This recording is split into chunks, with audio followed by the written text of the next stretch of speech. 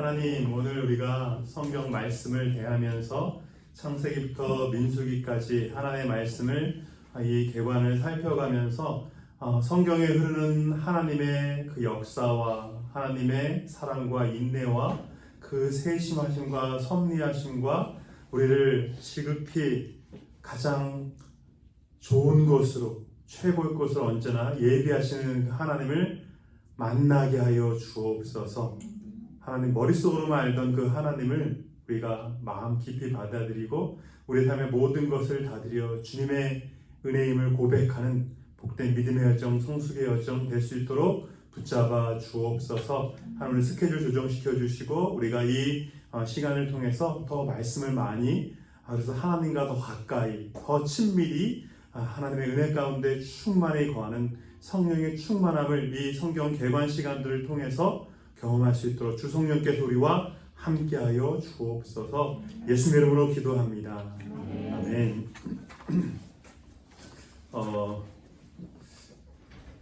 성경 읽을 때 제일 중요한 게 뭐라고 그랬죠? 이번에 우리 개관 시간들을 통해서 여러분이, 그러니까 우리가 이 보라통독 딱 받으실 때 너무 얇아서 놀랬죠. 이렇게 얇은 책인 줄 우리가 알았으면 더 일찍 등록할 건데 이게 너무 두껍지만 이거는 이제 실은 여러분이 이 줄거리를 파악하고 이제 1장은 뭔지 그거를 정확하게 보여주고 있어요. 근데 그러면서 그냥 어떤 그야말로 이 개요를 딱딱하게 한 것이 아니라 이 목사님이 성경을 많이 읽으면서 또 깨달은 것까지 적고 있거든요. 그러니까 여러분이 어떻게 성경을 보고 어떤 방향으로 접근할 것인지에 대해서 분명히 얘기해주고 있어요. 근데 이 시간에 우리가 같이 이제 스터디 하듯이 이렇게 같이 모여서 하면 더 열심히 할 테니까 이제 그런 차원의 의미만은 아니잖아요. 그러니까 제가 해드리는 거는 이제 전체를 좀 아우를 수 있는, 그러니까 어떤 포인트를 가지고 그것을 봐야 할지 그것에 대한 이 개관보다 더 개관, 더 개요를 제가 이제 드리는 거죠. 그래서 이제 그건 이제 저의 개관이지만 저의 뷰 포인트지만, 그러니까 여러분도 이제 성경을 계속 읽다 보면 이제 여러분의 이제 포인트를 가지게 되는 거예요. 이제 결국엔 실은 이제 그게 목적입니다. 그러니까 여러분 이 시간에 저의 이 개관 이 시간을 강의를 통해서 양 목사님 그렇게 보시는구나, 그렇게 성경을 깨닫게 하시구나, 보게 하시는구나. 이제 그런 맥락이 하나 있어야 돼요. 성경 이제 신학자들이든지 이제 목사님들이든지 설교자가 누구든지 간에 이제 어떤 관점에서 이제 이 성경을 이 어떤 주제를 강조하면서 풀어나갈 것인가, 이제 그게 있어야 전체 맥락을 이제 자기가 짚을 수가 있으니까. 자, 지난주에 제가 분명히 말씀드렸죠. 성경은 이제 맥락을 살펴야 돼요. 좀 이따도 얘기 드리겠지만 먼저 하나 좀 정정해 드리면 제가 이 아담이 930세인가요? 39세? 제가 잘못 알고 있나? 하여간 아담이 태어났을 때 노아가 태어났다고 했는데 노아가 아니라 라멕이었어요. 그러니까 노아의 아버지 라멕과 노아가 겹치죠. 그리고 노아가 태어났을 때, 아브라함이 태어났을 때 노아가 어디 있어요? 아브라함이 태어났을 때 노아가 살아 있었어요. 그 나이가 그대로라면. 그러니까 이 구약의 아브라함 이전에, 노아 이전에 이제 성경 원역사라고 그러는데 그 원역사에 대한 맥락을 계속해서 이제 이스라엘 그 사람들이 킵해왔다. 이제 그런 차원에서 이게 중요하다는 게, 겹친다는 게 이 나이가 진짜냐 아니냐, 우린 성경에 있으니까 진짜라고 믿어야죠. 네. 그러니까 그건 또 무슨 소리야? 또 믿어야죠? 또 뭐야? 안 믿어도 된다는 건가? 그게 아니라 이제 해석이 다양하다는 거예요. 예, 그게 이제 나이가 그대로다, 또 이제 그대로가 아니다. 이제 이것처럼 어떤 아담의 아담부터 라멕까지의 역사를 노아가 분명히 이제 이어받았다. 그 차원에서 그 나이에 의미가 있지 않겠나, 이제 그렇게 해석하는 분도 있어요. 하여간 그 아담 때부터 노아가 세컨 아담이라고 그러잖아요. 8가족 빼고 다 죽었기 때문에 노아를 세컨 아담이라고 하거든요. 노아의 8가족 빼고는 다 죽은 거잖아요. 그래서 이 DNA가 지금 이제 지도가 나왔기 때문에 이 DNA 지도를 통해서 이제 여러분이 이제 완전한 100% 한민족일지 아닐지에 대해서 궁금하시다면 이제 DNA 지도를 이제 여러분 하시면 여러분의 피해 조상에 누가 섞였는지까지도 알 수 있어요. 네. 저도 그 DNA 받았거든요. 이제 제 건강을 염려하신 한 장모님께서 제 아버님도 이제 실은 암으로 돌아가지고 제 어머니도 이제 암으로 돌아가셔가지고 이제 제가 아는 친한 장모님이 목사님도 한번 해보셨는데서 이제 DNA 그 지도를 이렇게 쭉 해석을 해주셨는데, 그러니까 그걸 해보면요, 그 사람의 아주 자세히 하면 그 조상에 어떤 피가 섞여 있는지까지도 가능하다고 알 수 있다고 해요. 그러니까 지금 인류의 모든 사람들의 그 DNA 지도를 올라가면 인류의 조상은 이제 10명으로 좁혀진다고요. 10명. 그러니까 노예 가족이 8명이니까 2명이 오차인데, 하여간 DNA 오차일지 아니면 노아가 몰래 밑에다가 숨겨놓은 누가 있었나? 하여간 그러니까 그런 과학이 실은 발전할수록 이 성경은 더욱더 분명하게 증명이 되는 거예요. 과학적으로. 훨씬 더 과학적으로. 네? 그래서 이 족보의 의미는 그렇고요. 그러니까 족보를 통해서도 실은 맥락을 이해하기 위해서 그런 거예요. 맥락을. 성경의 맥락을. 그러니까 좀 이따가 나오겠지만 이 성경 우리가 볼 때는 이제 세 가지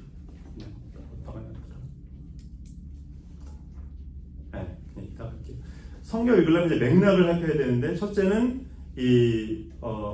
그 성경 시대에 성경 본문에 나와 있는 사람의 맥락을 살펴봐야 돼요. 그러니까 아담의 맥락, 아담이 왜 그렇게 할 수밖에 없었는지, 아브라함이 왜 그렇게 할 수밖에 없었는지를 공부해야 아담이 그래서 그랬구나, 아브라함이 그래서 그렇구나, 노아가 그래서 그랬구나, 이제 그것을 알 수 있죠. 두 번째는 이 저자의 맥락을 살펴봐야 돼요. 그러니까 창세기는 누가 기록했죠?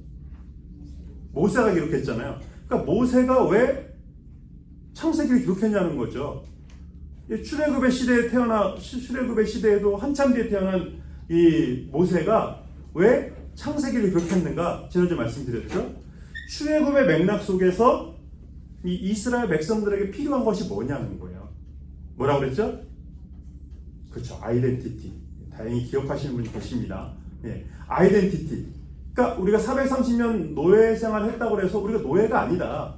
우리는 누구다? 어떤 아이덴티티? 우리는 하나님의 자녀다. 조금 더 구체적으로 우리는 누구의 후손이다?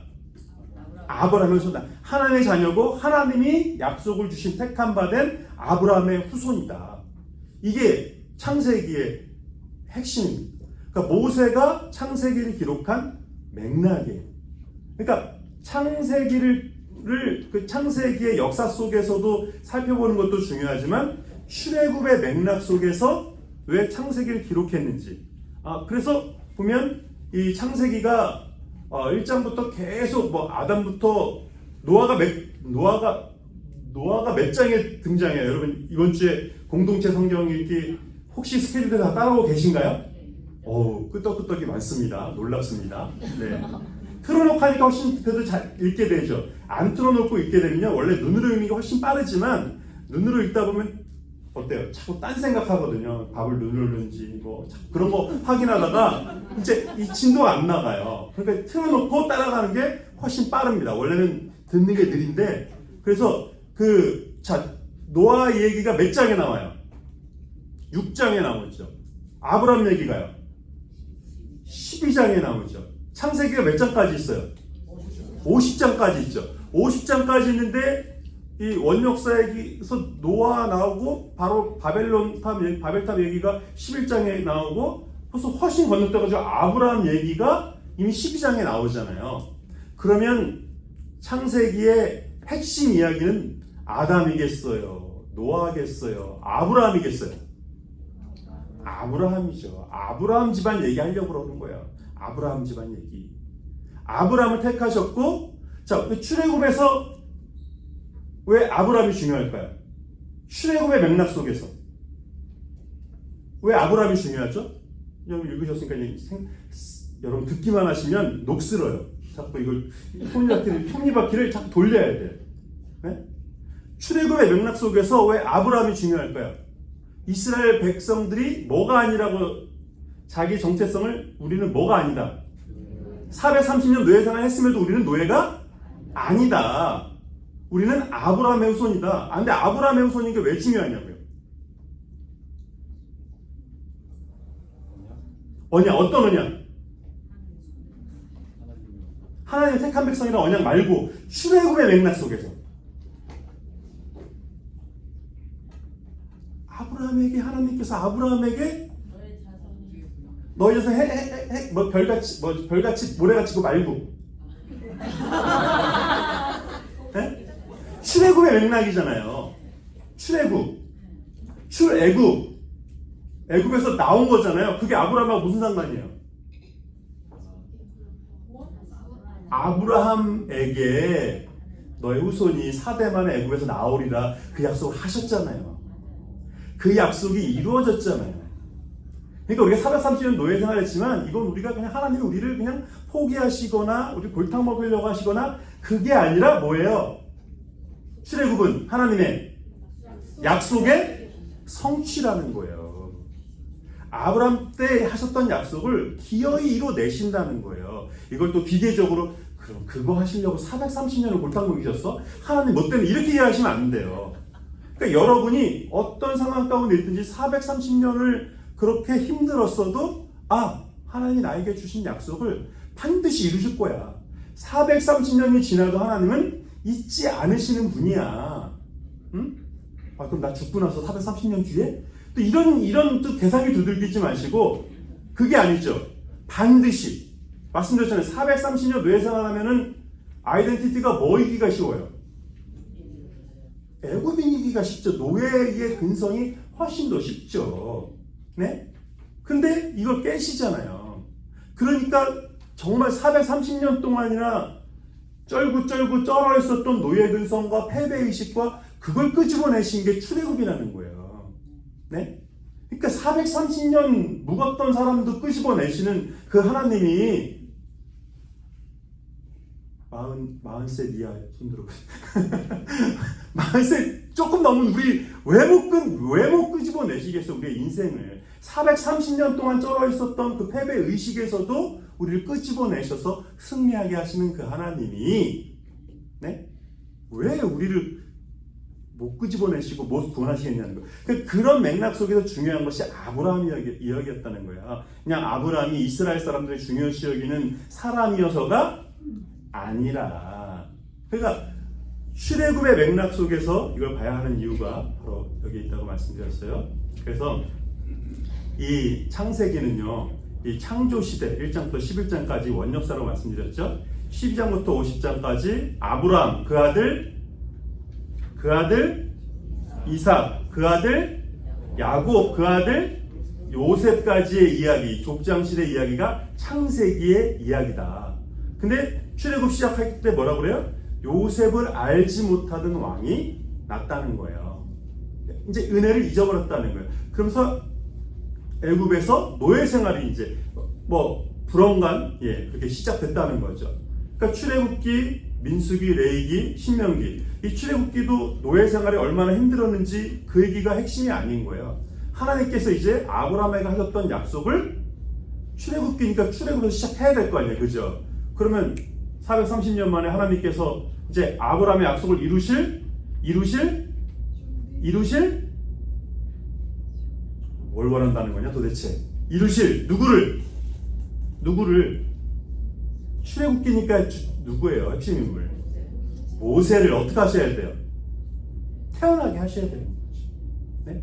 그 출애굽기 2장에서 이미 모세의 탄생을 시작하는 거잖아요.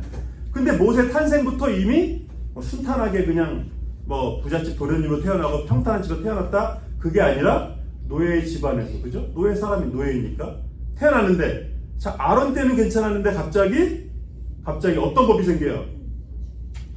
남자가 태어나면 무조건 나일강에 버려라. 네? 지금처럼 밀실이 있어요. 어떻게 방음잔치가 있어요. 아기가 우는 걸 어떻게 이걸 감출 수가 있어요. 네. 그러니까 태어날 때도 처음에는 그냥 그 산모에게 이제 누구죠? 그 산모들 시브라와 부하에게 산모들에게 남자아이가 나면 죽여라 그랬는데 가는데 이미 났습니다. 이런 말도 안 되는 말을 하는 그런 사람들을 통해서 모세의 생명이 지켜졌다는 거예요. 예? 그러니까 그 산파들이 그런 말을 안 들었 왕보다 누굴 더 두려워했다는 거예요? 하나님도 두려워했다는 거예요. 그러니까 이런 정말 잠깐 지나가는 사람들 속에서도 실은 이 하나님의 역사를 이루기 위해서 하나님께서 보내시는 사람, 하나님을 두려워하는 사람들을 통해서 하나님의 역사가 어김없이 이루어진다는 걸 보여주는 거죠. 그러니까 출애굽의 이 시작, 모세의 등장으로 시작을 하는 거죠. 그래서 오늘 이제 출애굽기부터 또 서론 너무 길면 또 진도 못 나갈 테니까, 자 다시 성경을 제대로 읽으려면 맥락을 읽어야 되는데, 첫 번째 누구를 읽어야 된다고요? 등장인물에, 거기 나오는 본문에 나오는 사람의 맥락. 네? 그러니까 창세기도 그렇고 좀 이따 레위기도 할 테지만 레위기를 그냥 성경을 읽다가 레위기에서 위기가 오잖아요. 창출 세 번째 책인데 벌써 위기가 오잖아요. 예, 세 번째 책인데 겨우 66권 중에서 세 번째 책인데 벌써 위기가 온다고요. 이거 되게 재미없다. 근데 좀 이따 얘기하겠지만 레위기가 왜 이렇게 중요한지 출애굽의 맥락 속에서 봅시다. 출애굽 그 별명 10가지 재앙에 대해서 우리 지금 출애굽기 수요일날 하고 있잖아요. 이제 모세가 계속 바로 왕한테 반 거짓말로 또 하나님의 말씀으로 이제 우리가 나가야 하는 이유를 말하는데, 핵심이 뭐예요? 우리가 왜 나가야 된다? 하나님을 예배하기 위해서. 그렇죠? 그러니까 예배 공동체, 아브라함의 후손의 의미가 뭐라는 거예요? 그러니까 하나님의 택한 백성의 의미가, 이스라엘 공동체는 어떤 공동체가 돼야 된다? 예배 공동체가 돼야 된다는 거예요. 예배하기 위해서 나간다는 거예요. 이 땅에서 예배할 수가 없다는 거예요. 거룩한 예배 공동체로 구별돼야 된다는 거예요. 근데 이게 모세의 맥락이죠. 그 맥락 속에서 레위기를 읽어야 되는 거예요. 욥기 같은 경우도 욥기가 시대적으로는요, 아브라함 시대 사람이에요. 욥기가 이제 우리 중간 욥기 시편 자만전도 있으니까 욥기의 시대를 우리가 잘 모르면 한참 뒤에 사람인가 하는데, 욥기가 아브라함 족장 시대 사람이라고요. 네? 아직 그러니까 제사 제도가 사무엘을 통해서든지 누굴 통해서 아직 확립되지 않았을 때 모세 전 사람 시대예요. 근데 욥은 아침마다 뭐 했다는 거예요? 아침마다 제사 드렸다는 거예요. 제사 드렸다는 거예요. 여러분 레위기를 보면요, 욥기가 보여요. 제사 드릴 때 그 솔로몬도 1000번째 드렸다고 하는데, 그 1000번째를 도대체 어떻게 드렸다는 건지 좀 다양한 해석이 나올 수밖에 없는 이유는 뭐냐면, 양을 잡을 때 그 양을 누가 잡아요? 네? 양을 누가 잡아요? 레위인이 잡아요? 그럼요. 빨리 찍어보세요. 네? 누가 잡아요, 양을? 바치는 사람이 잡아요. 바치는 사람. 제사는요, 바치는 사람이 잡아야 돼요. 그럼 욥이 아침마다 제사를 드렸다는 게 부자니까 종들 시켜가지고 잡았다는 거예요? 아니라는 거예요. 자기가 잡았다는 거예요. 네? 그러니까 솔로몬이 1000번째를 1000명한테 시켰나? 왕이니까? 아니 자기가 1000마리를 잡았나? 그 해석이 다양할 수밖에 없는 거예요. 1000마리를 어떻게 잡아요? 죽은 이 소 각 드는 게요, 저도 안 떠봤지만 떠보신 분, 네, 생각보다 이게 보통, 저는 이제 군대 갔을 때 이제 제 밑에 쫄병들이 이제 그 돼지 잡는 걸 저는 얼마나 저는 풀린 군번인지, 제가 2등병인데도 제 밑에 6명이나 있었어요. 그래가지고 김영삼 대통령 1군번. 그래가지고 저는 고생을 좀, 그런 고생은 안 했는데, 밑에 이제 6명이서 그걸 잡는데 우리는 고기 맛있게 먹는데 고기 못 먹더라고. 네. 방금 전에 살아 있었잖아요. 자기네가 죽였잖아요. 내가 잡았으니까 내가 먹어야지. 못 먹어요. 자기를 잡았기 때문에 못 먹어요. 어떻게 죽었는지 다 봤잖아요. 네. 그러니까 먹지를 못하는 거예요. 그럼 제사를 이번 수요일 말고 지난 수요일에 담임목사님 설교할 때 뭐라 그랬어요? 그 6월절 그 양을 언제 잡는다고요? 4일 전. 그러니까 3월 14일이 6월절이니까 언제? 3월 10일에 잡는 거예요. 3월 10일. 태양력으로 3월 10일. 이스라엘 달력으로 이 6월절이 첫 달이거든요. 태양력으로는 3월인데. 그러니까 그 4일 동안 양을 어떻게 하는 거예요? 데리고 있는 거예요. 바로 잡으면 괜찮을 텐데 4일 동안 데리고 있어요. 그리고 잡는 거예요. 어때요? 4일 동안 봤잖아요. 눈 뜨고 있는 거 봤잖아요. 살아있는 거 봤잖아요. 근데 내가 잡는 거예요. 그럼 죄의 대가가 얼마나 무서운지 그 4일 동안에 이게 느껴지는 거죠. 그러니까 그 레이기의 맥락 속에서 욥기를 보고 레이기의 맥락 속에서 히브리서를 보면 이제 이 제사의 의미가 예배의 의미가 뭐 우리 시체말로 요새 애들은 못 알아듣지만 여기는 다 알아들을 것 같은데 장난이 아닌 거죠. 네? 예배 제사가 이게 쉬운 얘기가 아니라는 거예요. 네? 자, 두 번째 아까 제가 뭐라 했어요? 저자의 맥락을 봐야 된다고 말씀드렸어요. 그리고 세 번째 독자의 맥락을 봐야 돼요.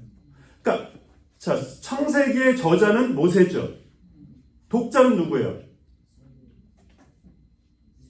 이스라엘 공동체죠. 그리고 오늘날 우리죠.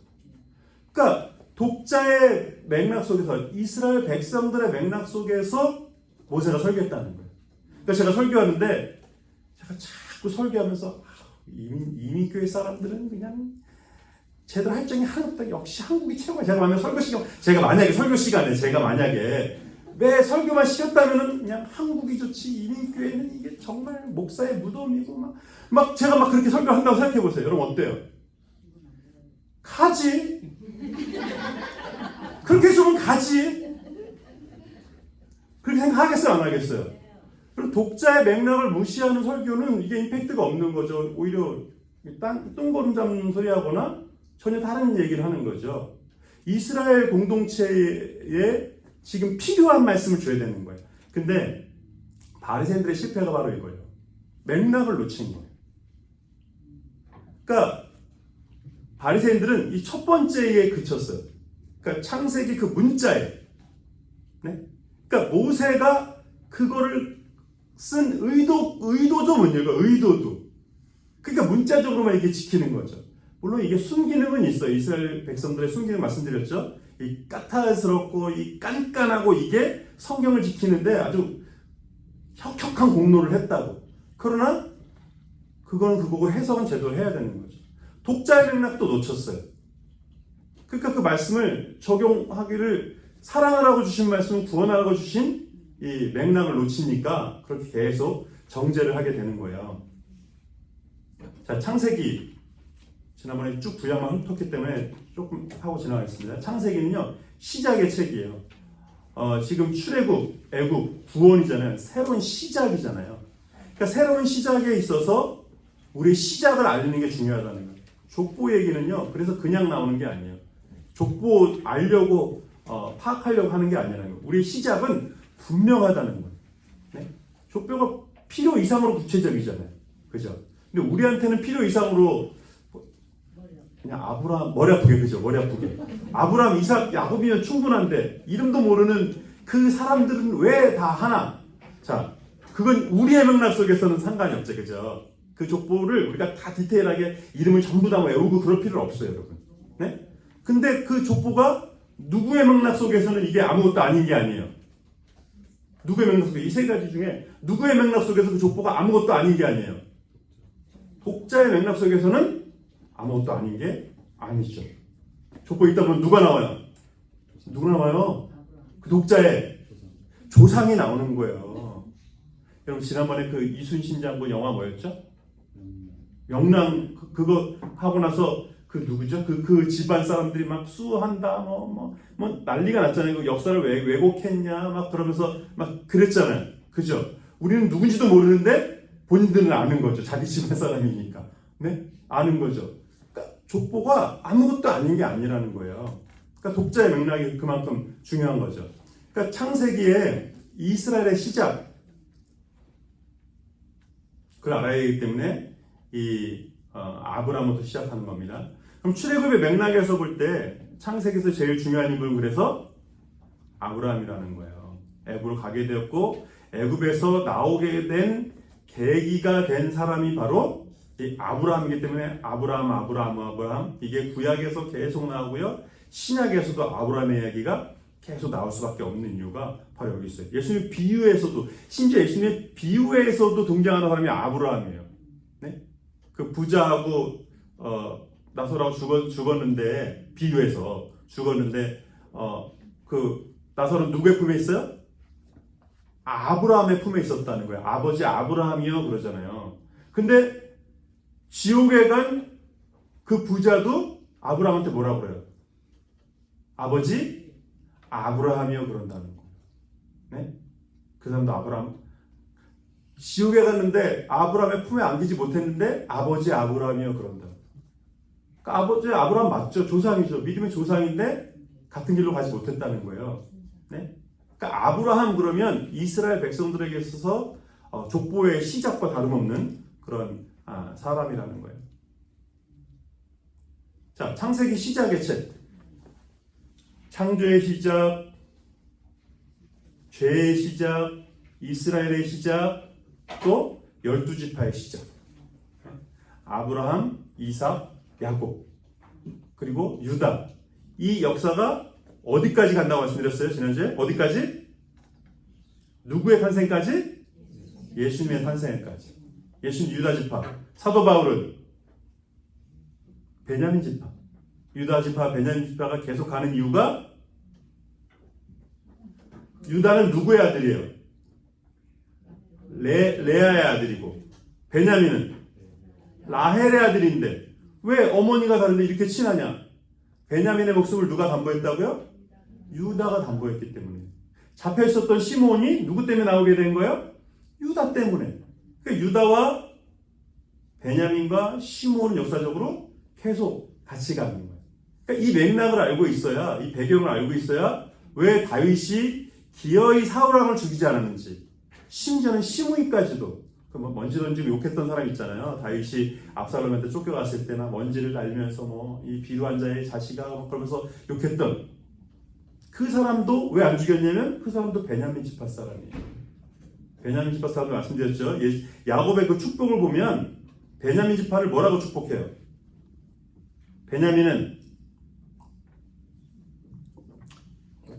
읽으라고 하셨지 기억하라고는 하지 않으셨잖아요. 이런 표정이신데, 그쵸? 베냐민은 이제 물어뜯는 일이라 그렇게 축복을 해요. 그러니까 베냐민이 어떤 사람인지 알 수 있는 거죠. 사사기 마지막에 보면 베냐민 지파하고 11지파가 싸워요. 그런데 쉽게 못 이겨요. 결국엔 이기지만 4만 명인가? 12지파 중에서 4만 명인가 죽고 나서야 베냐민을 이겨요. 4만 명이 죽고 나서요. 그러니까 이 작은 지파가 그 60만 이제 숫자 이렇게 보면 베냐민 지파가 계속 숫자가 많지가 않아요. 그런데도 이 베냐민 지파는 싸움에 아주 능한.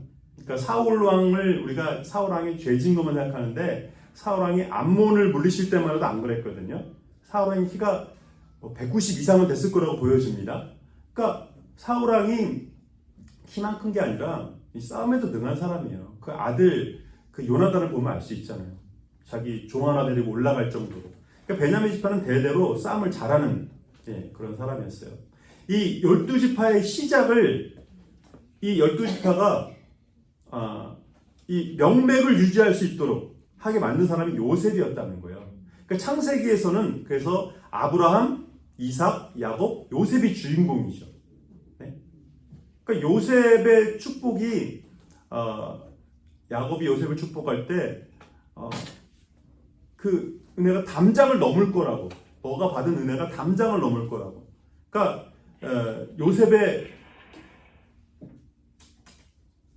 저도 안 읽어서 기억이 안 나네요. 요셉의 그 이름의 뜻이 뭐죠? 더함이라는 뜻이거든요. 더함. 네. 요셉은 계속 더해지는 사람. 요셉은 자기도 더하고 더하게 만드는 사람인 거예요. 그러니까 요셉 때문에 실은 이 가나안 애굽의 7년 이 흉년 속에서 요셉의 총리가 되는 바람에 이스라엘이 살아남았다는 거예요. 그러니까 보세요. 출애굽의 맥락 속에서 요셉이 얼마나 중요한 인물이에요. 이 요셉의 이야기를 듣고 나면 이스라엘 백성들이 여태까지 우리가 매 맞으면서 먹더라도 그래도 우리 먹고 살잖아. 애굽에 사니까 먹고 살잖아. 그럴 뻔했는데 어때요? 지금 누구 때문에 누가 먹고 사는 거야? 요셉 때문에 애굽이 살아남은 거예요. 고대 사회에 한 나라가 7년 동안 흉년이 되면 어떻게 될까요? 7년 동안 흉년인데 대비를 안 했어요. 어떻게 될까요? 망하는 거죠. 뭐 지금처럼 유전자 조작을 해가지고 옥수수를 뭐 늘릴 수 있어요, 뭐 콩을 늘릴 수 있어요, 뭘 늘릴 수 있어요. 7년 흉년이면요 꼼짝없이 죽는 거예요. 꼼짝없이 멸절하는. 7년이 뭐예요? 7년이 뭐예요? 네? 정의란 무엇인가 보면 아주 좀 끔찍한 얘기가 나오는데, 배가 난파됐어요. 열 몇 명이 그 보트에 탔어요. 태평양 한가운데 있어요. 실제 있었던 일입니다. 태평양 한가운데 쪽배에 열 몇 명이 있어요. 어떻게 될까요? 바닷물을 어떻게 좀 이렇게 걸러내가지고 물을 마실 수 있을까요? 불가능하죠. 근데 그 사람들이 한 명 빼고 다 살았어요. 무슨 말인지 아세요? 한 명 빼고 다 살았어요. 왜 살았을까요? 한 명 때문에 살은 거예요. 한 명을 죽이고 다 같이 살기로 한 거예요. 실제 있었던 일이. 네? 그런데 7년 흉년이요? 그 어디죠? 열왕기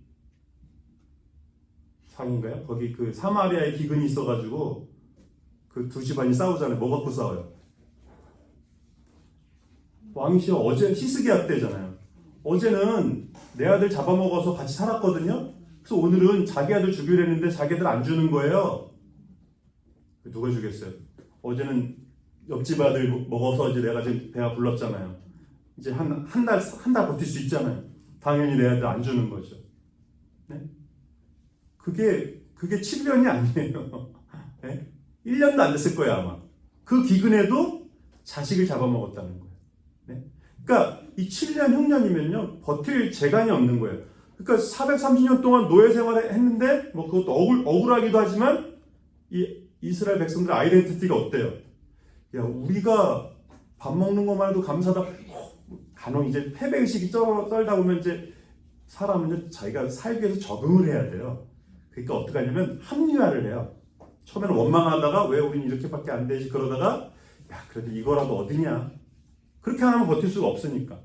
근데 어때요? 요셉의 이야기를 듣고 보니까 우리가 애굽 덕에 먹고 사는 게 아니라 우리 조상 덕에 애굽이 여태까지 살아온 거였어요. 이것들이 고마운 줄도 모르고 우리 이렇게 학대했어? 나올 때 이제 돈을 받아 금은 부활을 받아서 이제 나오게 되는 거죠. 그럼 출애굽은요 구원의 책이에요. 구원이라는 게 뭐예요? 구원이라는 게 뭐예요? 다시 시작할 찬스를 받았다는 거예요. 다시 시작할 수 있게 됐다는 거예요. 네? 그러니까 여러분 그 6월절이 태양력으로는 3월인데 이스라엘의 첫날로 삼아요. 네? 왜 그러겠어요? 왜 그러겠어요? 제가 지금 답을 왜 6월절이 첫 번째 달이에요?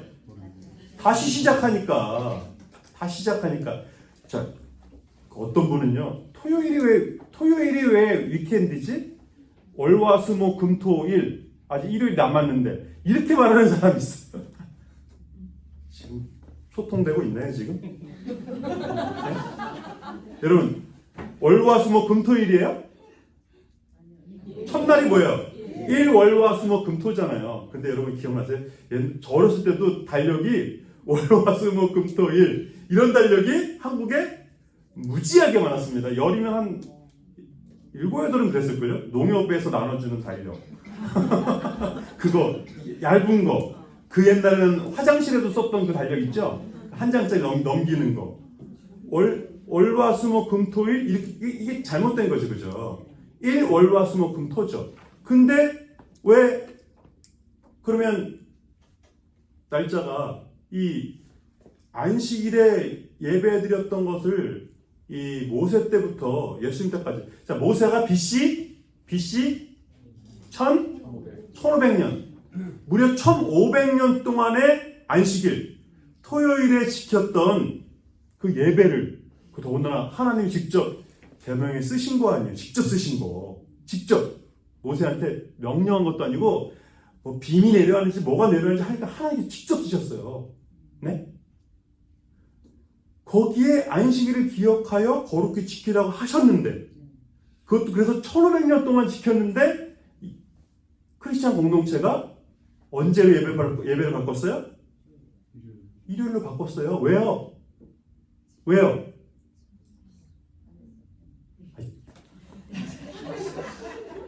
지금 모르는 표정을 저희 보시면 어떡해?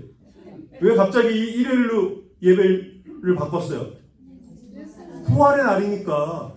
예수님께서 금요일날 돌아와서 3일 만에 부활하셨으니까 그 부활의 날 주일은 뭐라는 거예요? 어떻다는 거야? 구원의 날이고 다시 시작하게 됐다는 거예요. 출애굽하면서 6월절이 태양력으로 3월인데도 불구하고 음력으로도 첫 번째 달이 아닌데도 불구하고 1월로 삼았던 것처럼 우리 구원의 날 다시 시작하는 것처럼 이제 주일 이 첫날이지만 이 날을 다시 시작하는 날로 섬기게 된 거예요. 그러니까 이 구약 성경 속에서 그리고 성경적인 개념 속에서 구원의 개념 속에서는 주일을 다시 시작하는 날로 하는 것이 예배날로 바꾸는 것이 구약 성경에 맞는 거죠. 주일에 예배 드리라 예수님께서 얘기하신 적이 한 번도 없음에도 불구하고 네? 그러니까 크리스찬 공동체가 12사도들이 얼마나 덤대요. 1500년 동안 지켰던 거를 바꾸기로 당해서 결의하다. 어때요? 어마무시하죠? 여기 우리 당회의원님 두 분이나 계신데 이제 월요일로 주일로 바꾸는 것에 김성광 장로, 이기호 장로가 결의하다. 감당되실 것 같아요? 저도 감당 안 됩니다. 이거 어마무시한 거죠? 네? 그러니까 제가 무슨 말씀 드리려고 하냐면 이런 맥락 속에서 봐야 된다는 거예요. 맥락 속에서. 여러분 무슨 일이 있으면요. 그냥 내가 좋아하는 사람 편들고 내 남편 편들고 물론 내 남편 편들어야 돼. 물론 무조건. 예. 뭐 아내 편은 말할 것도 없고. 예. 무조건 아내 편 들어야 돼. 근데 맥락은 아셔야 되는 거죠. 맥락은. 네? 그러니까 이렇게까지 자의적인 해석을 과감하게 사도들이 할 수 있었다는 건 실은 본질을 본 거예요. 본질을. 네? 그럼 안식일에 예배 안 드리고 주일로 예배 드려야만 하나님 받으신다는 것을 도대체 어떤 근거로 이런 근거로 지금 자의적으로 사도들이 해석을 했다는 거예요. 어마어마한 거죠. 그러니까 유대인 공동체 속에서 1500년 동안의 전통을 깬 이 사도들을 이단이라고 하겠어요? 안 하겠어요? 양 목사가 이제 우리 주일 일부 예배는 월요일로 합니다. 토요일로 합니다. 저 재칠한 지기교회 아니야? 이러기가 쉽죠? 그죠? 서울은 벌써 지금 토요일을 일부 예배를 드리는 교회가 적지 않게 있습니다. 벌써. 네. 네? 왜요? 그죠? 우리 왜요? 왜 굳이? 네? 네. 뭐 같은 맥락이죠. 네. 날짜에 있지 않다는 거예요. 토요주일 이렇게 하죠. 토요주일 그래서 토요일을 일부 예배 드려요. 네? 2부 예배가 우리로 말하면 주일 1부 예배가 그 교회는 2부 예배가 되는 거죠. 네? 아마 뭐 모르긴 몰라도 거기 그렇게 시작했을 때 뭐 2단 3단 난리도 아니었을 거예요. 네? 그러나 여러분 보세요. 사도들도 옳다 그러다 그런 것을 우리가 잘 생각해야 된다는 거예요. 네? 그러니까 이제는 우리 무조건 주일이야. 이제 안식일로 가면 2단이야.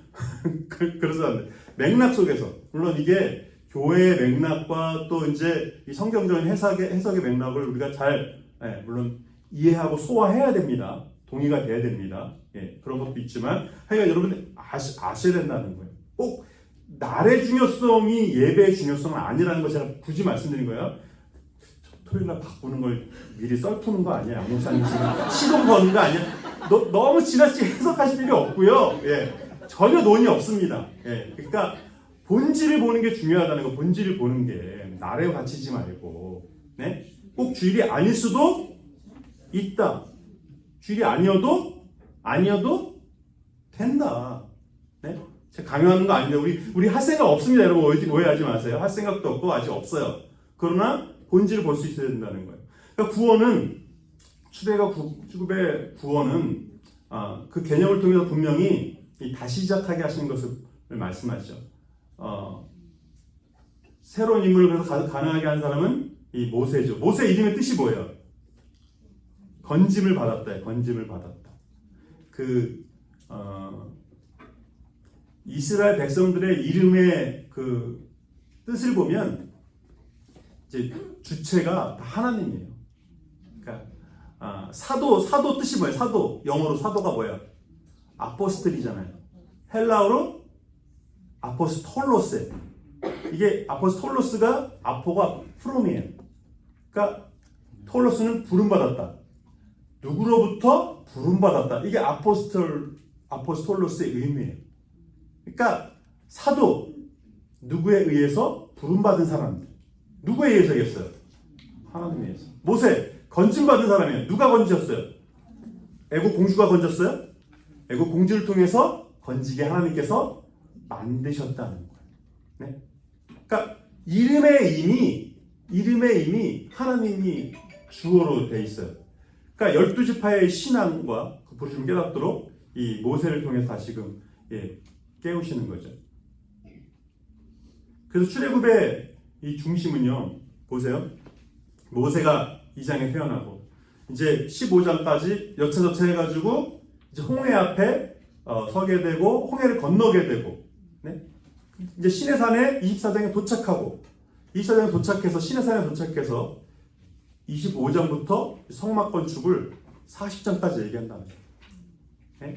자, 40장의 출애굽기가 40장인데 출애굽의 여정을 애굽에서부터 시내산까지 계명 받을 때까지를 24장으로 하고 나머지 16장을 성막 건축에 할애를 했어요. 자, 출애굽 이유가 뭐라고요? 하나님께서 출애굽하게 하신 이유가 예배하도록 하기 위해서. 출애굽의 핵심이 어디에 있는지 알겠죠? 그 구원의 이유가 어디에 있는 거예요? 그러니까 구원의 이유가 어디에 있는 거예요? 예배에 있다는 거예요. 예배가 핵심이라는 거예요. 그러니까 출애굽기에 이미 예배로부터 이 강조점이 시작된다는 것을 알 수 있어요. 그렇죠? 제가 몇 분을 쉰다고 그랬죠? 20분 쉰다고 했죠? 5분 남았습니다. 네. 네. 여러분 보세요. 여러분 이건 책에 있는 거예요. 제가 이거를 또 스캔하기가 어려워서 제가 전자북을 따로 사가지고 보세요. 이 성막의 모형도 자 가로가 어떻게 되는 거예요? 50규빗이면 몇 미터예요? 25미터예요. 그리고 세로가 100규빗, 50미터. 생각보다 커요, 작아요? 작아요? 자, 그리고 이 높이를 보세요. 저쪽에. 자, 높이가 어떻게 돼요? 10규빗, 5미터예요. 5미터면은 우리 짐의 그 높이가 몇 미터 정도 되나요? 짐 높이가 16미터나 돼요? 그 정도 되나요? 저 정도? 6m? 13m? 네? 13m? 13m 정도 돼요? 네. 그러니까 이 성막의 높이가 꽤 높습니다. 그러니까 이거를 다 이렇게 해가지고 이걸 지고 싣고 이렇게 하면 이것도 다시 세우고, 네. 우리는 이교 장모님이라도 있지. 이때는 누가 있을까 이거를 일일이, 네? 다 이렇게 해가지고 마치고 이게 고아 노라리 게르손 자손들이 이걸 다 이렇게 하고 또 다시 하고 펴고 또 예배드리고 어때요? 그 정성이 또 이 주격이며 뭐 이게 네. 그러니까 이미 25장에서 40장까지 이제 이 주격을 얘기하시고 어떻게 이거 만들고 재질까지도 다 말씀을 하시는 거거든요. 그러니까 이 출애굽의 그 역사적인 그 배경을 통해서 우리가 제일 먼저 봐야 되는 거는 출애굽을 통해서 하나님께서 이 모세에게 하신 그 말씀이 예배하기 위해서 내 백성을 가게 하라. 그것이 그냥 하시는 핑계거리 말씀이 아니구나. 정말 하나님께서 그러니까 성경에서 어떤 거는 보면요 이렇게 지나가는 사람을 통해서 하시는 말씀이지만 그게 중심이 될 때가 있거든요. 이게 그래요. 이 바로 왕한테 왜 너희가 가야 되냐? 광야 3일길까지 가가지고 거기서 우리가 최소한 거기까지 가서 예배를 드려야 된다. 거룩한 예배 공동체로 부름받은 것, 이 출애굽 렘마이 피플고 이게 내 백성을 가게 하라, 이게 출애굽의 핵심 아니에요. 그게 이 출애굽의 핵심이라는 겁니다. 그리고 나서 그 다음에 이제 이어지는 책, 그래서 레위기, 본격적으로 예배를 어떻게 드려야 하는지에 대해서 말씀하는 겁니다. 좀 들어오세요. 너무 많은 얘기를 해서 창세기 그 시작을 통해서 이스라엘의 그 시작을 알게 해야만 하는 이유, 그리고 출애굽기를 통해서 출애굽하게 하시는 이유, 아브라함에 주신 약속의 성취인데 그것은 하나님께서 아브라함을 통해 주신, 여러분들이 잘 알고 계신 하늘의 별처럼 바닷가의 모래처럼 이스라엘 백성들을 많게 하는 것은 숫자적인 의미가 아닌 온전히 아브라함을 통해서 모든 사람들을, 이 세상의 모든 사람들을 예배 공동체로 세우고자 하신, 그것은 원래의 처음 인간을 만드신 그 목적의 회복인 거죠. 예배의 회복. 모든 사람들이 하나님을 하나님으로 알고 하나님을 예배하는 사람으로 세우시는, 이것이 하나님께서 구원하시는 이유인 거죠. 하나님을 온전히 예배하도록 하는 것.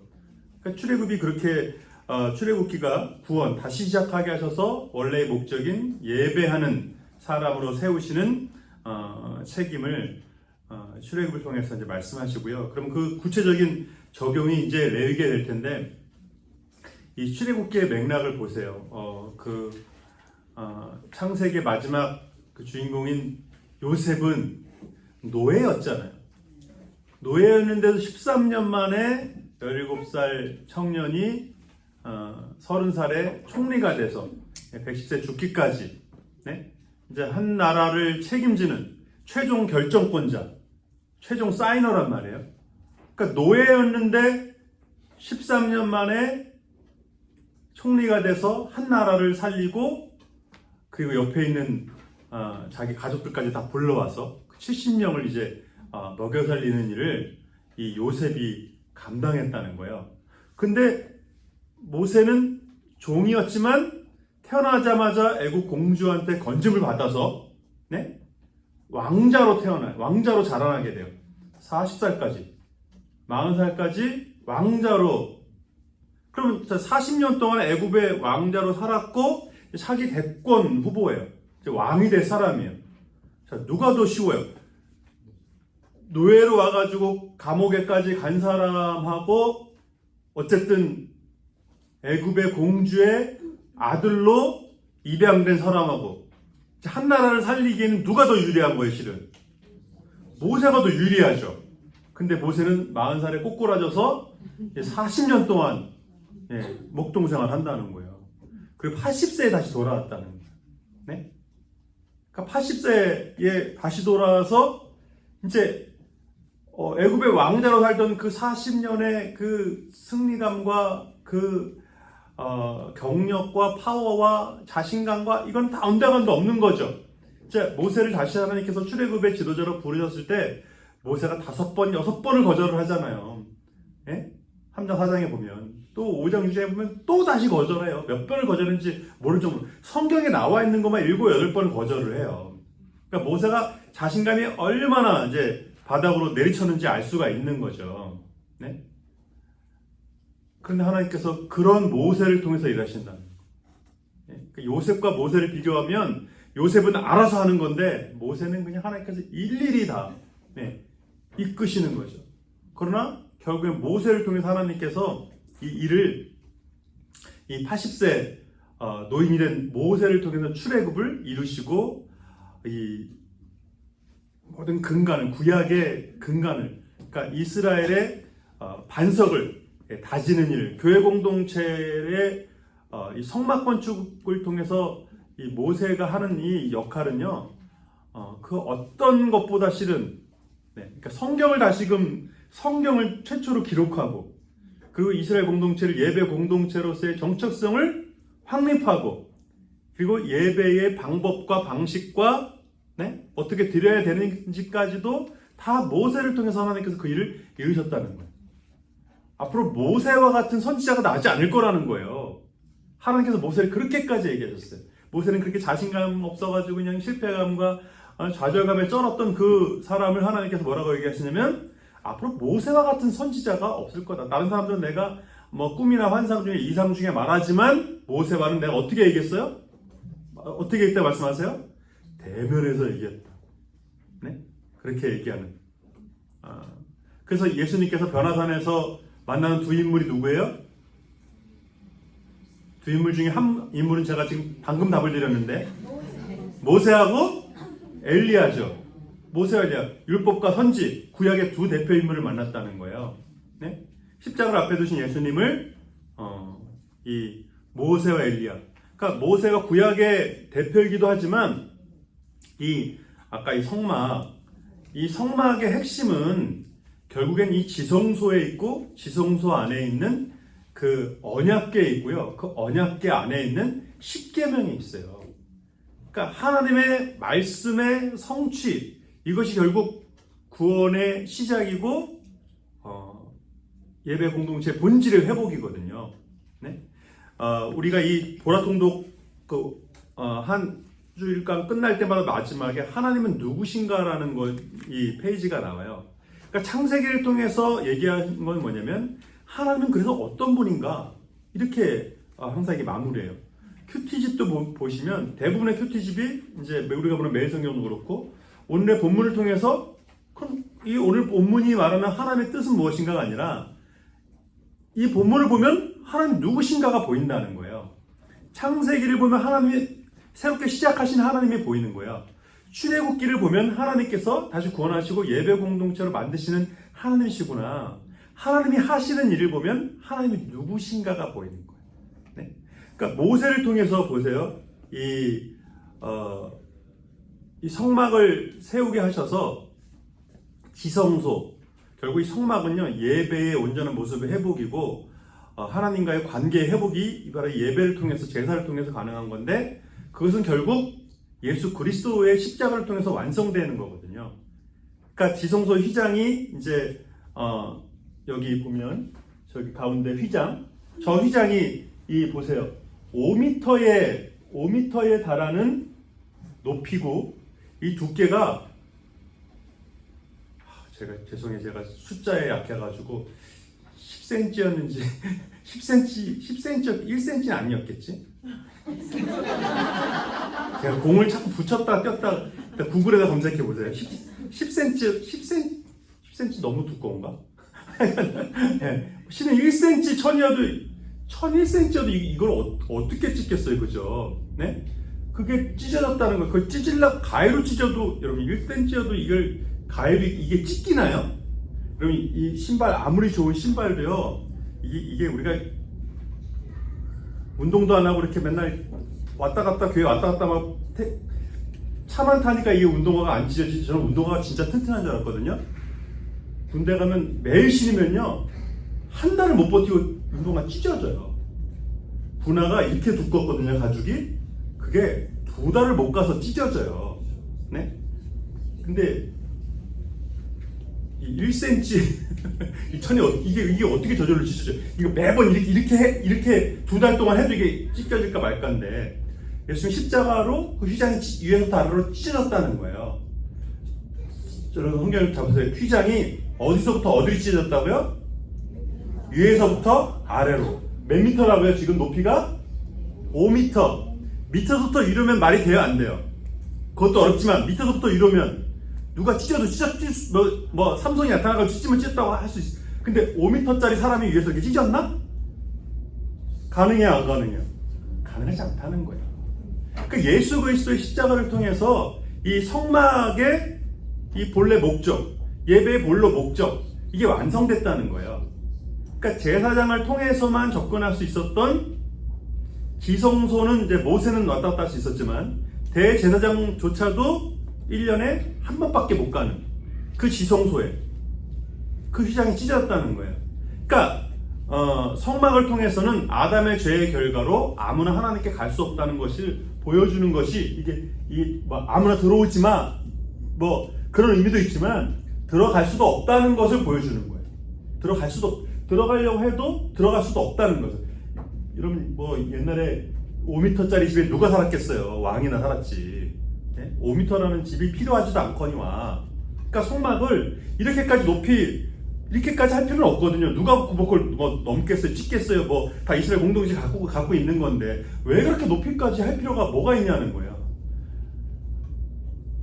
갈 수조차 없게 됐다는 그림을 성막을 통해서 보여주는 거예요. 하나님 죄 때문에 하나님께 나아갈 수조차도 없게 됐다는 것을 이 성막을 보기만 해도 알 수 있는 거예요. 그러니까 성막 자체는요, 한마디로 말하면 하나님께 나아갈 수조차도 없게 되었다.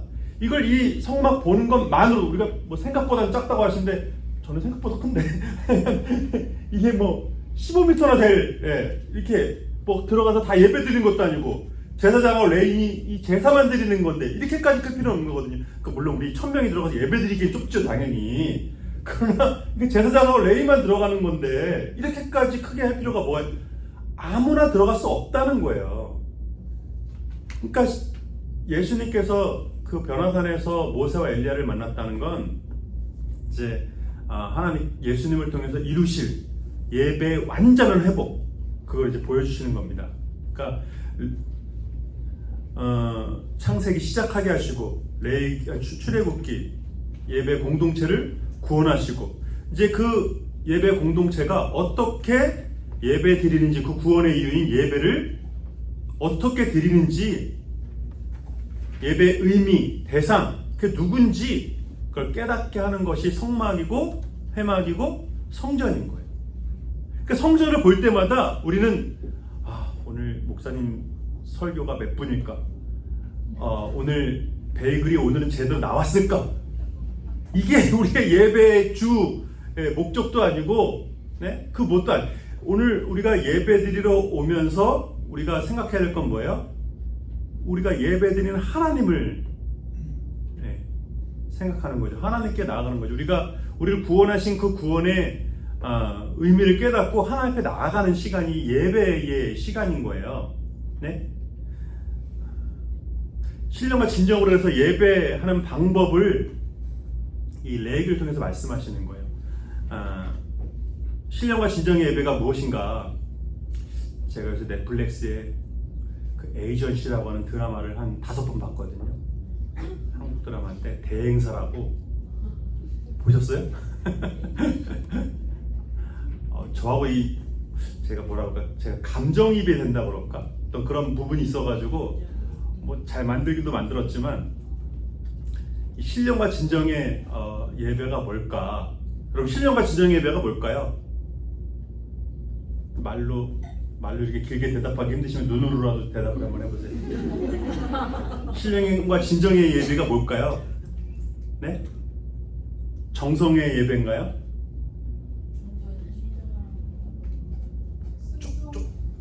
네. 한번 얘기해 보세요. 신령과 진정의 예배가, 여러분이 생각하는 신령과 진정의 예배가 뭐예요? 정성을 다하는 예배? 뭐라도 들은 거 있으실 텐데. 많이 들으시지 않으셨나? 있는 힘을 다해서 드리는 예배? 네. 신령과 진정의 예배, 이 레위기를 통해서 실은 보여주시고 계시다는 거. 네? 그러면 우리 책 읽어 오셨죠?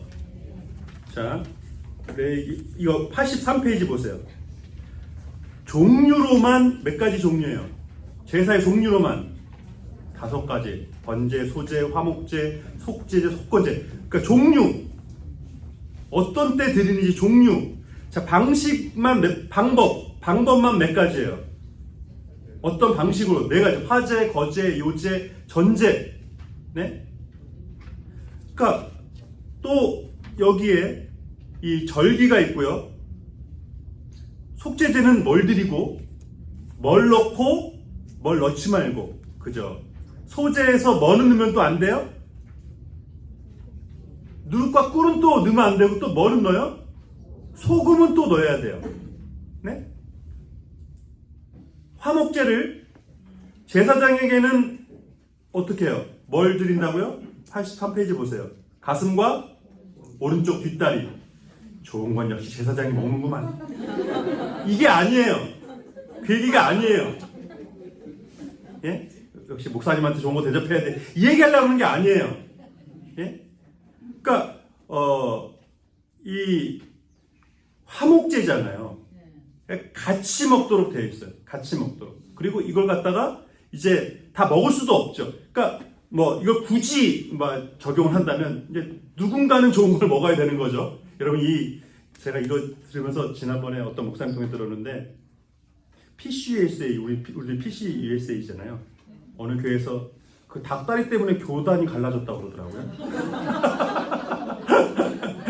닭다리 때문에. 네. 되게 유치하고 유치찬란한 것 같죠? 그렇지 않아요. 네. 저는 그것보다 더 유치한 것도 알아요. 네. 더 유치하게 교회가 된 것도 저는 봤어요. 네? 차마 제가 얘기하기도 부끄러운. 네? 제가 은퇴할 때 할 거, 은퇴할 때 지금 다 써놨어요. 네. 제가 은퇴할 때 차마 못 말하겠어. 한국교회에서 일어났던 사실을.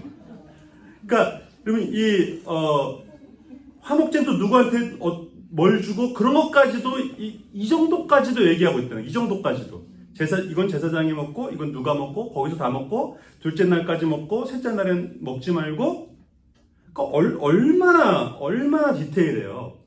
그러니까 신령과 진정의 예배가 뭔지 이 레위기를 보면 저절로 알게 돼요. 저절로 레위기를 여러분 몇 깁이 계속 몇 깁이 뭐 또 뭐 어린 양 흠없는 어린 양 얘기를 아까 했는데 또 하고 흠없는 어린 양 분명히 얘기했는데 흠없는 소 흠없는 얘기했는데 또 흠없는 염소 누가 잊어버릴까봐 그걸 우리 아들 같아. 이제 우리 아들이 했던 얘기 또 하거든요. 그냥 근데 귀에서 피날 것 같아 막 그냥 했던 얘기 또 하고 네?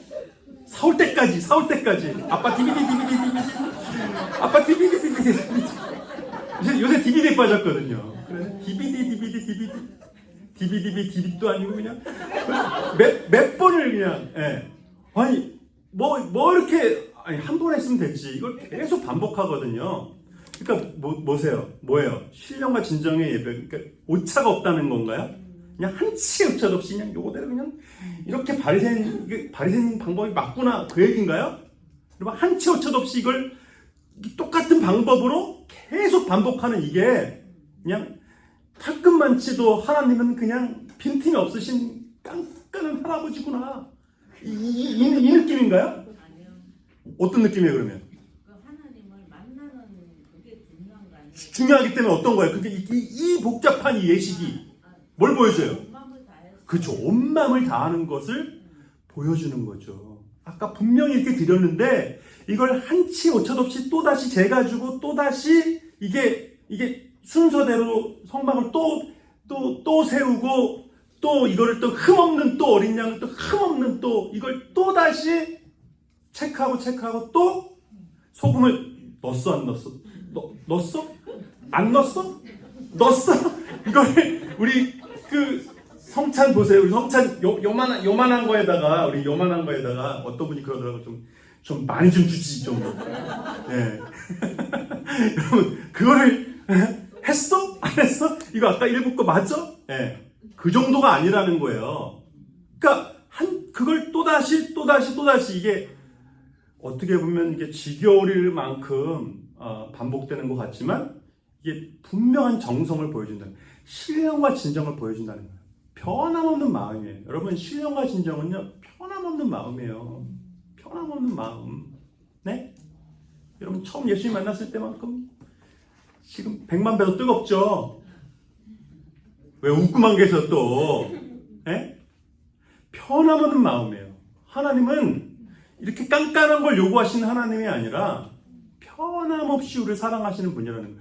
이걸 여러분 이게 깐깐한 거예요? 저는 제 성격상 저는 이걸 가르쳐야 된다 그러면은 제가 이렇게 개관하니까 가르치지 제가 이걸 하나님이어가지고 만약 이렇게 하나씩 주기업 뭐 이렇게 재가지고 얘기해주고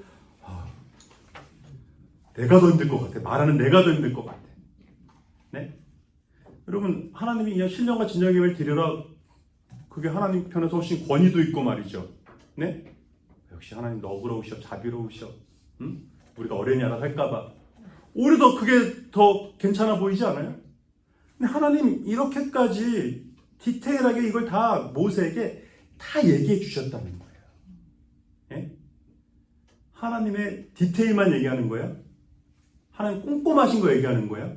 하나님 MBTI가 어떻게 되시나? 깐깐하신 분인가? 우리 지난 주말성에 디스크 했는데 이 하나님이 이게 뭐가 많으신가? 하나님의 꼼꼼함이 아니라 하나님의 거기까지도 생각하시는 그 사랑이 보이는 거예요. 신령과 진정은요, 마음으로만도 아니고요, 몸으로만도 아니라는 거예요. 마음으로, 몸으로 내가 할 수 있는 모든 걸 다해서. 하나님은 예배 이 한 번에 레위기 이만큼을 얘기하실 만큼 예배의 중요성을, 자, 430년 동안의 그 예배 공동체의 정체성을 잃어버린 이스라엘 백성들에게 예배가 무엇인지를 이 드리기만 해도 알 수 있는 그걸 다 흠없는 어린 양을 어떻게 잡아서 뭐는 버리고 뭐는 뿌리고 뭐는 먹고 뭐는 먹지 말고 뭐는 들고 뭐는 흔들고 이 모든 하나하나 이걸 통해서 감사제인지 화목제인지 자원제인지 서원제인지 번제인지 소제인지 화목제인지 속건제인지 속제인지 이걸 통해서 드리기만 해도 하나님의 그 사랑이 읽어지고 하나님의 그 디테일이 읽어지고 세심하신 그 배려가 읽어지는 그게 레위기라는 거예요. 네? 그러니까 이게 계속 반복하면 뭐 머리에 다 들어오겠죠 아마. 뭐 계속 끊임없이 반복하면 당연히 머릿속에 들어오겠죠. 아무리 이렇게 복잡해도. 네? 그러나 이거 순서대로 계속 이걸 하면서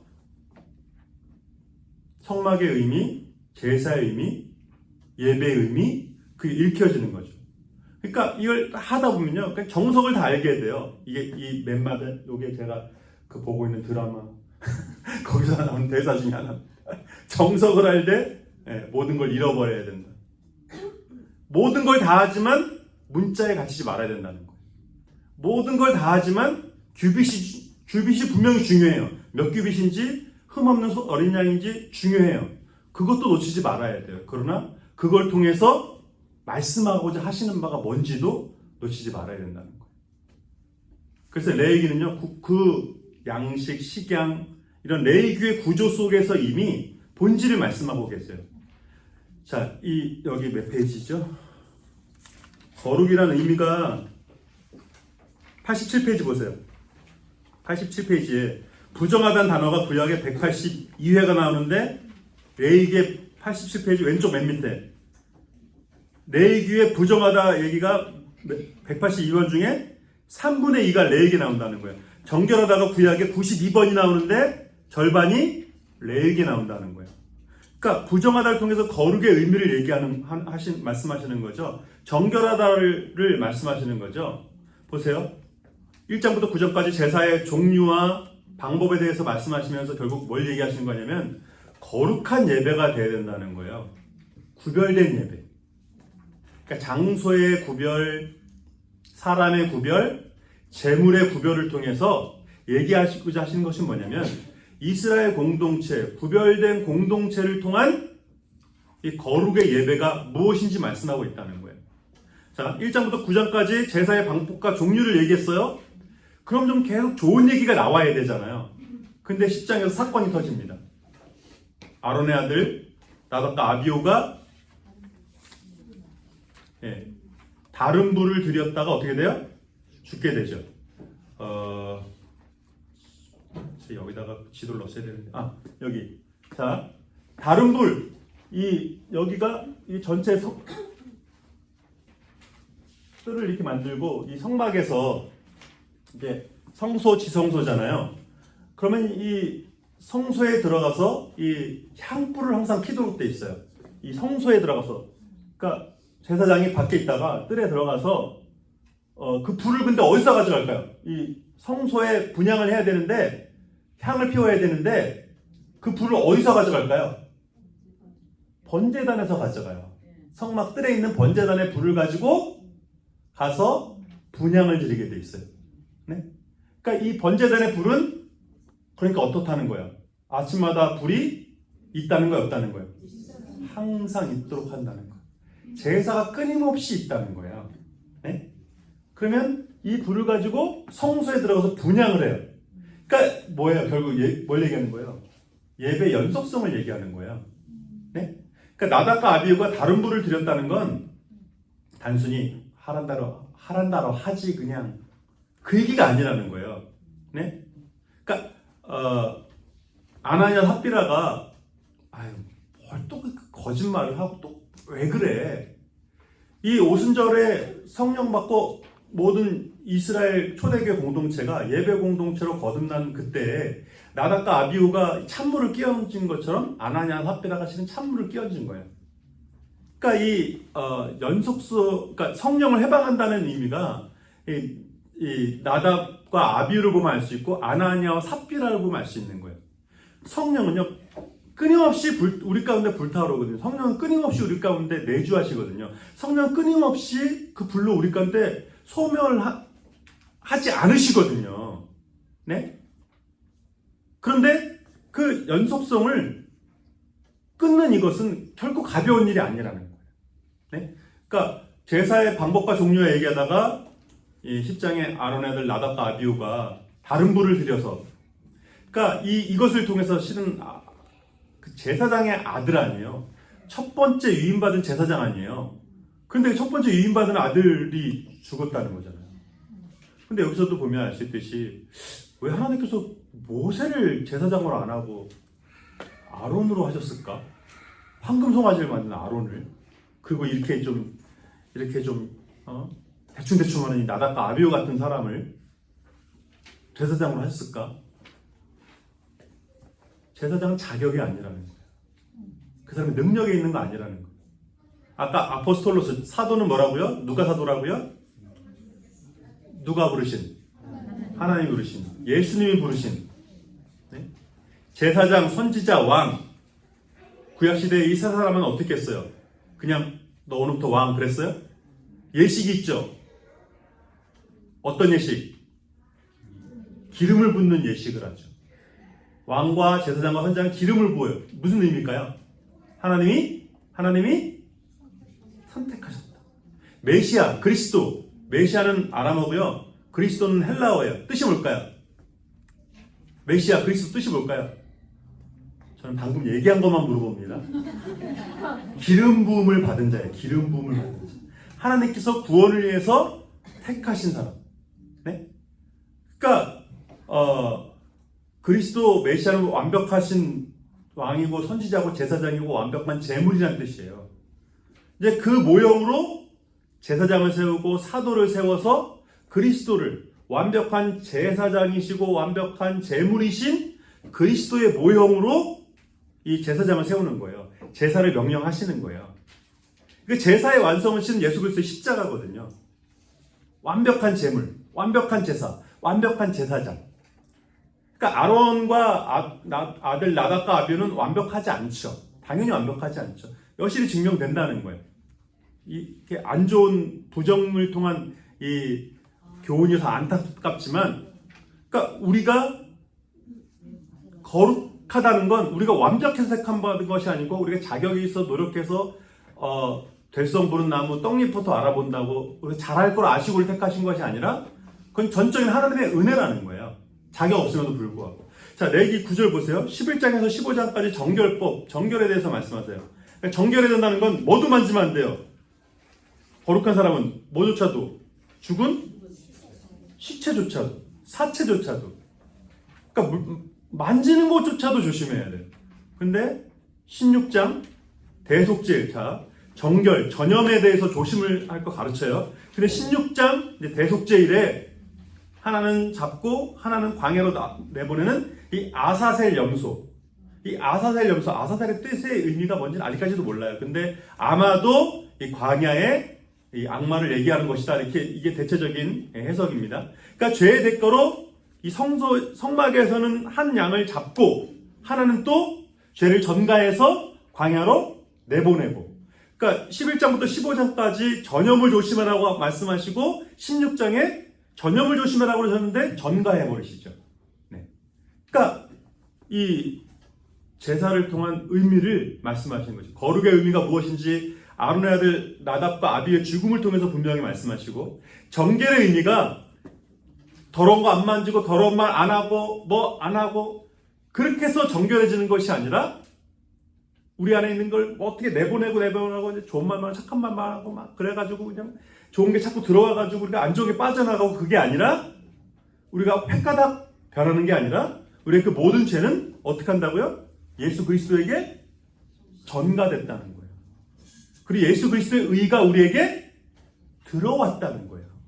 자, 정결법에 의하면 거룩한 사람이 부정한 것을 만지면 어떻게 돼요? 거룩했던 사람이 부정한 것을 만지면 그 사람도 부정해지죠. 그죠? 열두 혈루증 앓았던 여인이 예수님을 만졌어요. 그러면 누가 부정해져야 돼요? 예수님이 부정해져야 돼요. 근데 결과는요? 여인이 정결해졌죠. 이게 이제 예수님의 완벽한 제사장 되심과 제물 되심을 보여주는 거예요. 근데 그거는요, 예수님이 그럼 뭐 하나님의 아들이시니까 그냥 뭔가 짜잔하고 갔나? 전해졌나? 그게 아니라는 거예요. 여인의 부정함을 예수님께 돌리고 예수님의 정결함과 의를 여인에게 주셨다는 의미예요. 네? 그러니까 예수 그리스도를 통한 완전한 제사의 의미도, 이 정결의 의미, 거룩의 의미도 그 열두의 혈루증 앓았던 여인을 통해서. 그러니까 이런 내 얘기를 보면 신약의 그런 이야기들이, 그런 맥락 속에서 정결의 의미가 뭔지, 그러니까 바리새인들은 이런 레이기의 본래적인 의미를 캐치하지 못하고 그냥 문자적으로 만지면 안 돼, 하면 안 돼 정도로 알았다는 거죠. 만지면 안 되는 것도 맞고 하면 안 되는 것도 맞아요. 근데 그것을 통해서 만지면 안 되는구나, 하면 안 되는구나, 먹으면 안 되는구나, 그게 끝이 아니라는 거예요. 우리는 할 수 없다는 것을 분명히 우리는 깨닫고 할 수 없어가 전부가 아니라 전가하잖아요. 전가하고 의를 덧입는 대속의 구원이 있다는 거예요. 결국에 레위기도 창세기부터 말라기까지 예수 그리스도 십자가로 향하고 있다는 것을 다 보여주고 있는 거죠. 자, 보세요. 1장부터 16장까지 제사를 통한 거룩, 17장부터 27장까지 이 구체적으로 가난해서 어떻게 살아야 되는지 생활을 통한 거룩을 말씀하고 있어요. 아까도 제사의 종류에 대해서 얘기하면서 거룩, 정결에 대해서 얘기하면서 전가 말씀하신 것처럼 이 전체적인 구조 속에서도 제사를 통한 거룩, 생활을 통한 거룩, 그러면서 이 레위기의 또 핵심 중에 하나가 23장, 이 25장에 있는 희년이에요. 자, 희년은 매해 50년, 출애굽하고서 매해 50년이에요. 출애굽으로부터 매해 50년.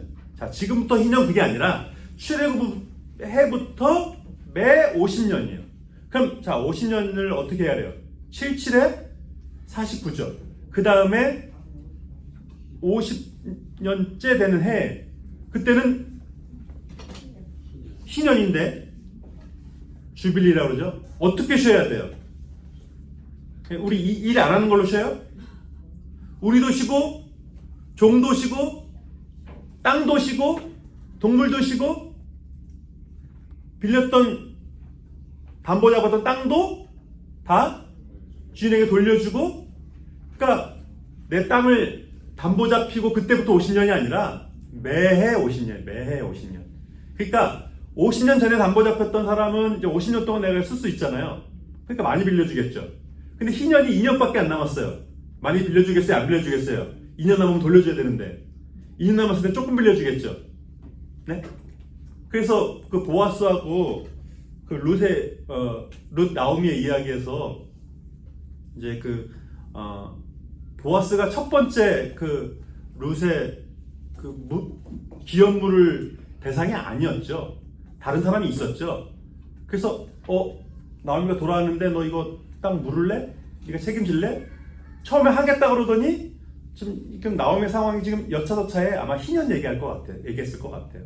네. 나오미가 가진 건 이것밖에 없고 네가 실은 다 책임질 것밖에 없어. 그때 이 사람이 방금 전까지 한다고 했는데 그럼 난 손해가 날 것 같으니까 안 한다고 거기 룻기업을 자세히 내 기업에 손해가 날까 하니 나는 무르지 않겠노라 그래요. 그러니까 보아스는 생길 것이 아무것도 없는데 그걸 감당했다는 얘기거든요. 그러니까 이 희년을 통해서 보세요. 구약 시대 구약에 그 신약 때도 실은 건강한 남자가 40을 넘기는 남자가 그 당시에 많지 않았다고 그래요. 그러니까 50년이라고 하는 건 이 한 세대를 훨씬 넘는 시간이거든요. 그러니까 그 한 시대가 넘었음에도 불구하고 매해 50년째마다 다시금 그거를 원주인에게 돌려주고 종됐던 것도 풀어주고 완전한 회복이라는 거예요. 희년, 회복이거든요. 네? 그러니까 50이라는 단순히 50이라는 의미뿐만 아니라 그것 또한 이 구원의 본래적인 의미를 얘기하는 거예요. 얼만큼 빚졌든 얼만큼 빚졌든 다 원래대로 회복시켜주는 그런 의미예요. 네? 그러니까 왜 하필이면 50일까? 거기서 보면 7년에 7번에 그 다음이라고 얘기하잖아요. 그러니까 고대사회의 숫자마다 다 의미가 있다고 그래요. 네. 1은 하늘이고 2는 땅이고 3은 신이고 동서남북, 그러니까 3이 신인데 숫자적으로 3이 신인데 동서남북 그거를 3과 합치니까 그게 뭐 완전수다. 그래서 7이 완전수라는 거예요. 그래서 완전수라는 거예요. 그러니까 뭐 7이 3 더하기 3 더하기 해서 1이 남아서 완전수인가? 이게 뭐가 완전수지? 럭키 세븐이 도대체 뭐가 럭키 세븐인지 그건 이제 그런 의미가 아니라, 그러니까 7이라고 하면요, 그러니까 모든 것을 다 이제 다 아울렀다는 그런 의미를 얘기하는 거예요. 12이 자주 나오는 건 이 소그룹의 맥시멈 숫자를 얘기하는 거거든요. 내가 한 사람이 관리할 수 있는 최대 인원. 40이라는 숫자가 자주 나오는 건 어떤 한 프로젝트를 마무리할 수 있는 시기. 그래서 40이라는 숫자가 이 성경에 많이 나오는 거예요. 그러니까 7이 완전수인데 그걸 7번 해요. 그러니까 어때요? 완전을 곱하는 거죠. 네. 그러니까 이제 다 이뤘다는 거예요. 그러니까 예수님께서 십자가에 돌아가시면서 하시는 마지막 말씀이 뭐예요? 다 이루었다. 네? 그러니까 완전을 다 이루신 거죠. 이 정결법에도 하나 나오는 거 보면 거기 남자 아기를 낳으면은 며칠 동안? 40일 동안. 여자아이를 낳으면 80일 동안 정결 기간을 가져야 돼요. 그러면 동방 박사들하고 목자들 중에 아기 예수를 누가 먼저 만났을까요? 그 정결법을 잘 힌트를 생각하면 동방 박사들하고 목자들하고 누가 아기 예수를 먼저 만났을까요? 목자? 동방 박사? 자, 며칠이 지나야 정결해진다고요? 40일. 그러니까 목자나 동방 박사들 둘 중에 한 그룹은 40일이 지나고 나서야 아기 예수와 그 모친을 만난 거예요. 네? 그러니까 원래는 그래야 돼. 근데 목자들은 당일에 예수를 만났습니다. 누가복음 2장 11절 우리가 당연히 못 외우겠죠? 근데 우리 그 칸타타 때마다 나오는 말씀이에요. 오늘날 너를 위하여 다윗의 동네에 구주가 나셨으니, 그게 이 누가복음 2장 11절 말씀이에요. 그러니까 목자들은 당일에 아직 정결례를 치르기 전에 예수 탄생의 소식을 듣고 가보라는 천사의 음성을 듣고 목자들이 먼저 만났어요. 그러니까 그 동방 박사들은 이방인이잖아요. 그러니까 정결례식을 치르고 나서 만났으니까 최소한 40일이 지나고 나서야 만났을 거라고 보여집니다. 그러니까 보세요. 예수님이 태어나신 지 이미 아기 예수 메시아가 태어나신 지 며칠이 지났다고요? 최소한 40일이 지났어요. 그런데 목자들하고 동방 박사들 말고 아는 사람 있었다 없었다? 없었다는 거예요. 그게 기가 막히다는 거예요. 그 오랜 세월 기다렸는데. 별도의 얘기긴 한데 이 출애굽의 이 이야기들과 오늘 레위기의 이 이야기가, 이 십계명이 아까 제가 계속 지금 맥락 속에서 봐야 된다, 이 본뜻을 봐야 되는 말씀이 있다, 그 말씀 드리는데요. 그럼 십계명도 오늘날 독자의 맥락 속에서 다시 봐야 되는가? 레위기는 오늘날의 독자의 맥락 속에서 분명히 재해석돼야 됩니다. 네? 오늘날 우리가 양을 잡을 수는 없잖아요. 그죠? 그러니까 그거는 의미적인 것으로 해석하고 오늘날의 맥락 속에서는 다시 해석할 필요가 있어요. 그럼 십계명으로 다시 재해석이 필요한가? 이제 십계명은 그렇지 않다고 보여지는 거죠. 가장 도덕법과 신앙법의 근간을 이루는 법이라고 보여지는 거예요. 제가 이 책 제가 강의할 때마다 이 얘기 안 할 데가 없어요. 네? 이 변혁의 중심에 서라 이 비샬 망가라디라는 사람이 책을 썼는데 오래전에 이 사람이 인도의 크리스찬 개혁가예요. 근데 이 사람이 십계명에 흠뻑 빠진 사람이에요. 이 책에서도 십계명 얘기밖에 안 해요. 인도에는 십계명이 필요하다는 거예요. 그 어느 나라보다. 인도가 지금도 어떤 법이 상위법이에요? 카스트 제도가 상위법이에요. 네? 법률상으로는 그렇지 않지만 실제로는 여전히 카스트가 국가법 위에 존재합니다. 네? 카스트 제도에 의해서 불가치 청년을 죽여도요 경찰이 아직도 출동하지 않아요. 지금도. 네? 카스트가 얼마나 무서운 법인지 알겠죠. 네? 그러니까 이 비샬 망가드라 이 사람이 계속해서 주장하는 게 뭐냐면 인간이 만든 법은 안 된다는 거예요. 인간이 만든 법은 반드시 그 만든 사람을 위한다는 거예요. 대체적으로 지도자들이죠. 그러니까 인도에는 신이 만든 법이 필요하다는 거예요. 인간이 만든 법 말고 신이 만든 법. 그래서 십계명이 회복돼야 인도가 살아난다. 이게 이 책의 핵심이에요. 근데 그게 과연 이 인도만의 이야기냐는 거죠. 오늘날 우리도 십계명이 실은 다시 되살아나야 돼요. 이제 여기까지만 마쳐야 될 것 같은데 이 레위기에 그럼 보세요. 아까 그 예배 제사도 종류 방식에 따라 많았는데 절기도 보세요. 자, 이 1월 14일은 유대력 1월 14일입니다. 태양력으로는 3월이라고 말씀드렸죠. 1월 14일, 6월절이 이제 첫 번째 달로 하니까, 그러니까 이 성경에서 첫 번째 달 그러는 건 유대력을 얘기하는 거예요. 성경에서 첫 번째 달 며칠 그거는 유대력 얘기를 하는 거예요. 유대인들은 자정이 몇 시예요? 오늘 우리의 시계로. 우리는 12시가 자정이잖아요. 유대인들은 네? 해 뜨기 전 아침 6시. 네. 그게 이제 자정입니다. 거기서부터 24시간으로 이렇게 칩니다. 그러니까 성경에서 몇 시 그랬을 땐 몇을 더 해야 돼요? 그러니까 우리 시간보다 6시가 시작이니까 6을 더 해야 되는 거예요. 네? 그러니까 자, 여기 첫째 달 그랬을 때는 이 6월절 여기 유대력을 얘기하는 거예요. 그러니까 6월절부터 이 쭉 절기가 이렇게 있는데 이 절기가 6월절이기도 하지만 농사의 절기와 맥락을 같이 해요. 그래서 맥추절이라고도 하는 이유가 이때 이제 보리가 나고 이런 것 때문에 그렇습니다. 이 나팔절이 7월인데 이때가 실은 이스라엘 절기상으로는 또 새해 첫날이라고 그래요. 그러니까 이런 절기들의 반복의 의미는 뭐 있어요? 반복은 어떻게 돼요? 계속 반복하게 되면 기억하게 되죠. 기억하면 어떻게 돼요? 감사해야 된다는 거예요. 계속 반복하면 어떻게 돼요? 훈련되어지죠. 훈련되어지니까 어떻게 돼요? 변화되는 거예요. 성숙하는 거예요. 레위기의 제사를 우리가 끊임없이 반복하면 성경을 여러분이 읽는 것만 계속 반복해도 우리 삶에 변화가 있다는 거예요. 욥기가 아까 제가 그 레위기의 맥락 속에서 욥기를 해석하면 달라진다는 게 바로 그거예요. 욥이 시키지도 않았는데 아침마다 제사를 드렸다는 거예요. 아들들이 지을 죄에 대해서 미리 제사를 드렸다는 거예요. 미리 회개했다는 거예요. 네? 아들들이 회개하지 않을까봐 그 회개의 의미를 욥은 죄를 짓기도 전에 이미 가르쳤다는 거예요. 짓고 나서 부랴부랴 속죄제를 드리는 게 아니라 네? 짓기도 전에 죄의 의미를 먼저 아들들에게 가르쳤다는 거예요. 그러니까 얼마나 욥이 훈련된 사람인지 알 수가 있는 거죠. 그러니까 욥이 그 고난을 겪고도 입술로도 하나님을 원망하지 않았다는 거예요.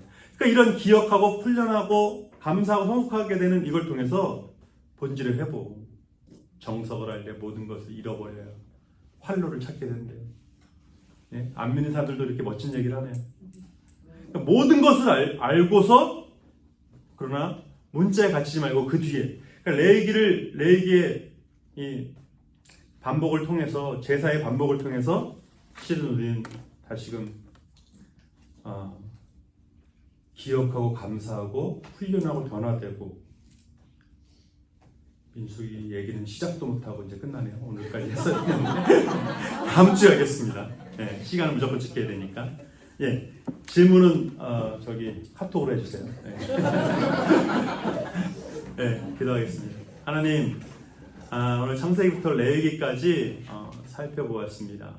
우리 예배 공동체로 오늘 우리를 부르셨는데 예배하는 그 특권과 은혜를 깊이 깨달으면서 신령과 진정의 의미, 몸으로, 마음으로, 중심으로 모든 것을 다해 하나님께 예배드리는 거기에 우리를 구원하신 그 은혜와 사랑을 깨닫게 하시는, 감사하게 하시고 다시금 회복하고 우리가 천국에 가서 이루실 그 기쁨을 맛보게 하는 그 예배의 회복, 우리에게 다시금 맛보게 하여 주옵소서. 깨닫게 하여 주옵소서.